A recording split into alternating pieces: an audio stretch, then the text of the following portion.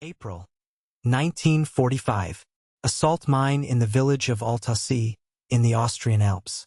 A 46-year-old American soldier in muddy boots, holding an electric torch in one hand and a pistol in the other, stood at the entrance to a tunnel that had been sealed with a steel door blown half off its hinges. Behind him, 3 other Americans and 2 local Austrian miners waited with rifles at the ready. The Germans had retreated only 48 hours earlier. There might still be SS demolition teams inside. The American with the torch was not, technically, a fighting soldier. His name was George Stout. Before the war, he had been a paintings conservator at the Fogg Museum at Harvard. He had spent his career restoring damaged Renaissance frescoes and analyzing pigments under microscopes. He was now wearing a U.S. Army uniform with a monuments officer's insignia, and he was about to walk into the largest hidden trove of stolen art in human history. The mine at Altaussee held, by the count Stout would compile over the next 10 days, 6,577 paintings, 230 drawings, 954 sketches, 137 sculptures, 122 tapestries, 78 pieces of furniture, and 128,000 books. Among the paintings were works by Vermeer, Rubens, Bruegel, Caravaggio, Michelangelo, and Jan van Eyck. The total cultural value was, by any normal accounting, beyond price. 6 days earlier, a German officer named August Eigruber, the Gauleiter of Upper Austria, had ordered the mine sealed and destroyed with 2,000-pound aerial bombs. The detonators had already been wired. If Stout had arrived a week later, possibly even 3 days later, none of it would have survived. He walked into the tunnel with his torch. To understand what George Stout was looking at, you have to understand the scale of what the Nazis had stolen. From the moment they came to power in 1933, the leaders of the Third Reich had been planning the systematic looting of European art on an industrial scale. Hitler, an unsuccessful art student in his youth, intended to build an enormous museum complex in his hometown of Linz, in Austria, that would hold the greatest concentration of European art in the world. The museum did not yet exist, even on paper, when the war began, but the collecting had already started. When the German army invaded Austria, then Czechoslovakia, then Poland, then France and the Low Countries, special art looting units followed close behind. They had names like Einsatzstab Reichsleiter Rosenberg, the ERR, the Special Staff of Reich Leader Rosenberg. They had detailed lists of every important private collection, every major museum, every notable Jewish-owned art gallery in the countries they were entering. They knew exactly what to take. By 1945, they had taken approximately 5 million cultural objects. The objects had been catalogued, photographed, packed in wooden crates, and shipped east into Germany and Austria. They had been hidden in castles, in country houses, in disused factories, in abandoned monasteries, and, most importantly, in deep salt mines, because salt mines, with their stable temperature and humidity, were excellent storage for paintings. The Altaussee mine was the largest single hiding place. Its tunnels had been converted into a series of climate-controlled chambers, lined with wooden racks, where the most important pieces destined for Hitler's Linz Museum had been stored. The man in charge of the storage was a German art historian named Karl Sieber, who had personally hung many of the paintings and who would, in due course, surrender them to Stout's team. But Eigruber's orders to destroy the mine had nearly reached the detonators first. George Stout was not the only monuments officer. The unit Stout served in, the Monuments, Fine Arts, and Archives section of the Allied armies, usually abbreviated MFAA, was created in 1943 after pressure from American museum directors and art historians, working through the Roberts Commission established by President Franklin Roosevelt. The unit's purpose was clearly defined. It was to do 2 things during the Allied invasion of Europe. First, to minimize damage to historical and cultural sites by working with combat commanders to identify monuments that should be spared from artillery and bombing where possible. And second, to recover looted art after the fighting passed through.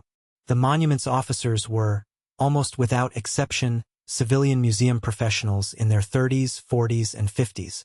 They were curators and conservators, architectural historians and archivists, university professors and gallery directors.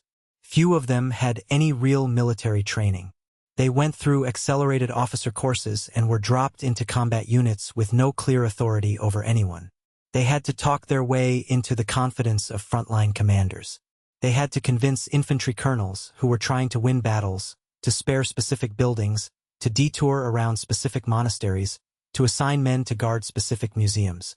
There were 345 of them in total by the end of the war. Most served in Western Europe. A smaller contingent served in Italy and a handful in the Pacific. They were drawn from 13 Allied nations. Of the 345, 2 were killed in action. The man who killed himself trying to save a medieval church in Germany was an American named Walker Hancock, a sculptor before the war and a monuments captain during it. Hancock had walked through Aachen, the first major German city the Americans captured, under shellfire, trying to assess the damage to the cathedral where Charlemagne had been crowned. He had been hit by a piece of falling masonry from a building shelled by his own artillery. He survived, but his colleague Walter Huchthausen, a 39-year-old American architect attached to the Ninth Army, did not. Huchthausen was killed in April 1945 by a German sniper while trying to reach a damaged church in the town of Essen. He left behind a wife and a 4-year-old son. The British monuments officer Ronald Balfour, a 38-year-old Cambridge historian, was killed by German artillery in March 1945 while trying to evacuate a 15th-century altarpiece from a damaged church in the town of Cleve, on the Dutch-German border. Balfour had been a popular history fellow at King's College, Cambridge before the war. He had no children. His Cambridge friends raised funds after the war to endow a chair of medieval history in his name. The chair still exists. These were not large casualty figures by the standards of the war. The monuments unit was not a combat unit. But the men who died doing something that the war had, by no stretch of the original Allied war aims, required them to do. They had taken on a job that no army in modern history had attempted on this scale. The recoveries began as soon as the Allied armies entered Germany. In early 1945, with the Allied armies driving east into the Rhineland, the monuments officers found that the looted art was scattered across Germany and Austria in a network of hiding places no single intelligence document had ever mapped completely. The officers had to find them, one by one, through interrogations of captured German art officials, through tips from local civilians, through documents found in the rubble of bombed cities. Each discovery was a fresh shock. In a salt mine at Merkers in central Germany, an American patrol stumbled, almost by accident, onto a deposit of $250 million in gold bullion, the entire foreign currency reserves of the German Reichsbank, and 400 paintings packed in crates labeled by museum origin. The officers identified the paintings as having been removed from the major Berlin museums for safe storage during the bombing. They had been hidden alongside the gold. The mine had been sealed with 5 Reichsbank guards inside. The guards surrendered. In a castle at Neuschwanstein in the Bavarian Alps, James Rorimer of the Monuments Unit, a curator from the Metropolitan Museum of Art in New York, found the entire archive of the ERR looting operation, including the photographs and lists of every piece of art the Nazis had stolen from French Jewish families. The archive made it possible, after the war, to begin returning looted pieces to their original owners or their heirs. The work of restitution on the basis of those photographs is still continuing today, nearly 80 years later. In the mine at Altaussee, Stout and his team, working with the Austrian miners who had hidden the detonators on their own initiative, for days before the Americans arrived, found and catalogued the Linz collection. The Ghent Altarpiece by Jan van Eyck, removed from Belgium in 1942, was lying in a wooden crate in the third gallery on the left. The Bruges Madonna by Michelangelo, removed from Belgium in 1944, was lying on a foam mattress in the same gallery. Vermeer's The Astronomer, taken from the collection of Edouard de Rothschild in Paris, was hanging on a wooden frame in the second gallery. Every piece was photographed, catalogued, and prepared for transport. The transport itself took 6 months. The MFAA used a fleet of army trucks, escorted by combat units, to move the recovered works to a series of collection points, the largest at the former Munich headquarters of the Nazi Party, in the Führerbau, where a small army of Allied art historians began the slow work of identifying each piece and tracing it back to its rightful owner. The monument's men's work did not end with the war. By June 1946, the unit had been formally disbanded. But many of its officers stayed on, voluntarily, in occupied Germany and Austria, working on the restitution program. The work involved a series of bureaucratic processes: identifying owners, locating heirs, processing claims, transporting pieces back to their countries of origin. That took years and, in many cases, decades. By the end of the 1950s, the bulk of the publicly identified pieces had been returned. About 3.5 million objects, by the official count, were restored to their original countries. That left, however, a great many pieces that could not be traced. The original Jewish owners had been murdered. The heirs were unknown or unreachable. The provenance documentation had been destroyed during the war.